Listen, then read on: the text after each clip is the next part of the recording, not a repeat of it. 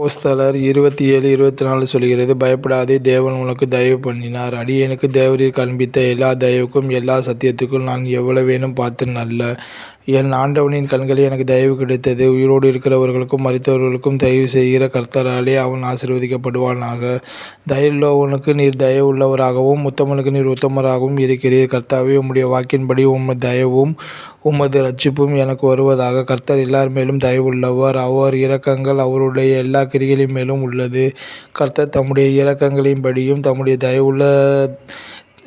தயவுகளின்படியும் இஸ்ரவேல் வம்சத்தாருக்கு செய்த மகா நன்மைக்கு தக்கதாகவும் கர்த்தருடைய கிருபைகளையும் கர்த்தருடைய துதிகளையும் பிரஸ்தாபம் பண்ணுவேன். அன்பு நீடிய சாந்தமும் தயவும் உள்ளது. அன்புக்கு பொறாமை இல்லை. அன்பு தன்னை புகழாது, இருமாப்பாய் இராது. ஆவியின் கனியோ அன்பு, சந்தோஷம், சமாதானம், நீடிய பொறுமை, தயவு, நற்குணம், விசுவாசம். தம்முடைய தயவுள்ள சித்தத்தின்படியே நம்மை இயேசு கிறிஸ்து மூலமாய் நமக்கு சுவிகார புத்திரராகும்படி முன்குறித்திருக்கிறார்.